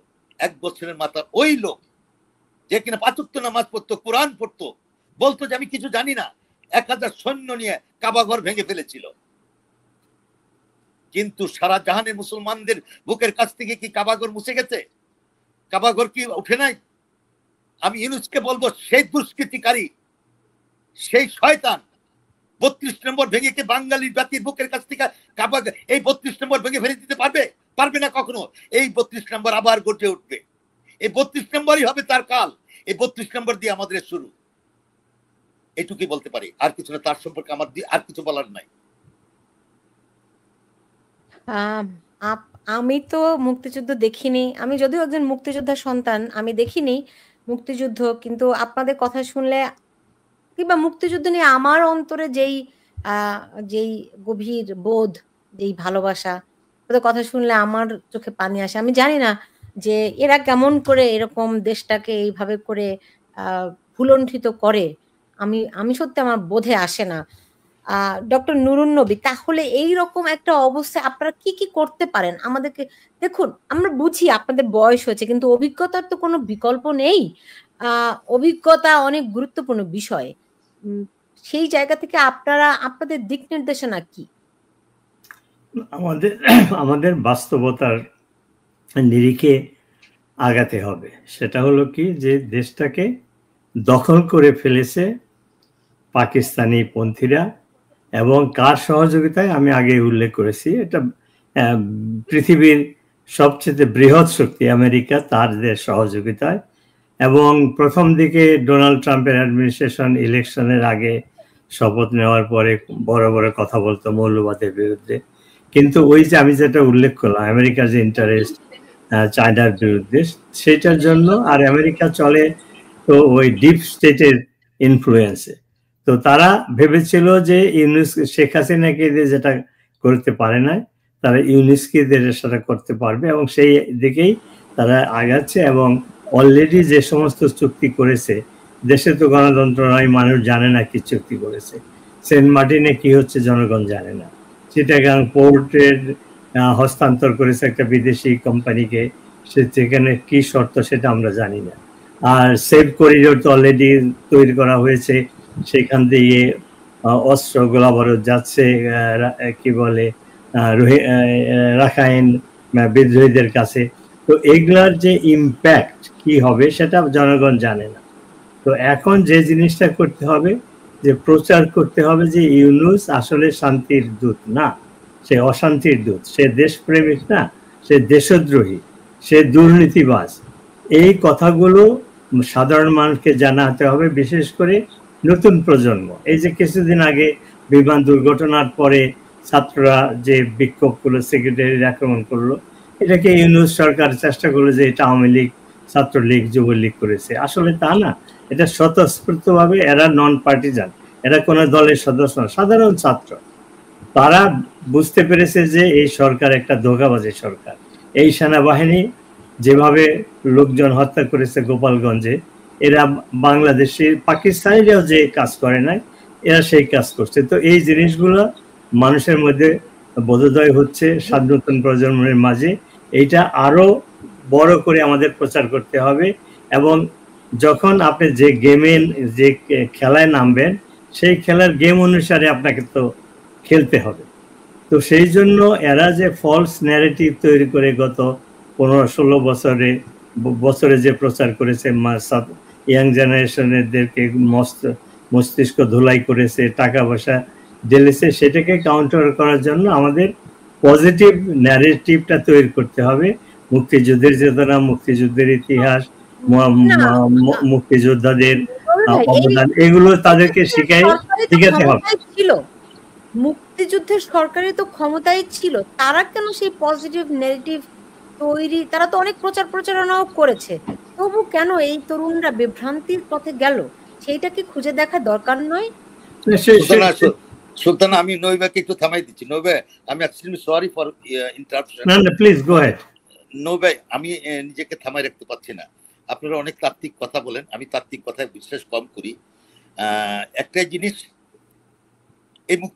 এই মুক্তিযোদ্ধারা জেগেছে, এক কথা বলতে পারি, এই মুক্তিযোদ্ধারা জেগেছে। ৭১কে মুছে ফেলতে পারবে না ইনশাল্লাহ। কারণ আমার বাপ বলে গেছিল, আমি যদি হুকুম দেবার নাও পারি, তোমাদের কাছে যার কিছু আছে তাই নিয়ে শত্রুর মোকাবেলা করো। এবারের সংগ্রাম মুক্তির সংগ্রাম, এবারের সংগ্রাম স্বাধীনতার সংগ্রাম। এই শব্দটা কিন্তু অপব্যাখ্যা করে যারা, যে তিনি স্বাধীনতা ঘোষণা করেনি, ৭ই মার্চই তো স্বাধীনতা ঘোষণা হয়ে গেছে। এবং ৩রা মার্চই ছাত্র সংগ্রাম পরিষদ থেকে তাকে জাতির পিতা হিসেবে ঘোষণা করা হয়ে গেছে। আজকে কারোর কাছ থেকে নিতে হবে না যে আজকে পোলাপান বলে মুজিববাদ ধ্বংস করে দেবে। আর মুজিববাদ কি এটা কিন্তু আমরা জানি না। শেখ হাসিনা তো কোনোদিন বলে নাই মুজিববাদ কি। তারা কোত্থেকে উপলব্ধি বাইর করেছে, এটা হলো ডক্টর ইউনূস জানে। কারণ ডক্টর ইউনূস অপকর্ম করার জন্য অপকৌশল অবলম্বন করছে। এক কথায় ৭১-এর মুক্তিযোদ্ধারা যে মুক্তিযুদ্ধ করেছিল, ৭১-এর মুক্তিযোদ্ধারা বেঁচে আছে, হয় ৭১-এর মুক্তিযোদ্ধারা তার বিজয় ছিনে নিবে, আর না হয় ৭১-এর মুক্তিযোদ্ধাদের রক্তের উপর দিয়ে দেশ বেঁচে যাবে। এই কথাটাই বলতে পারি, আর কিছু বলবো না। আর কিছু বলবো না সুলতানা। আমাদেরকে রক্তকরণ করে ফেলছে সে। এখন আমাদের পিছনের দেওয়াল আর কোনো জায়গা নেই যাওয়ার। একটাই কথা বলতে চাই, যে কোনো মুহূর্তে যে কোনো সময় এই দেশের জনতা আল্লাহর তরফ থেকে নেমে যাবে, আল্লাহর তরফ থেকে নেমে যাবে। ইউনূস পালাবার সুযোগ পাবে না, ইউনূস পালাবার সুযোগ পাবে না, এই কথা বলে দিতে চাই। ইনশাআল্লাহ জয় আমাদের হবে।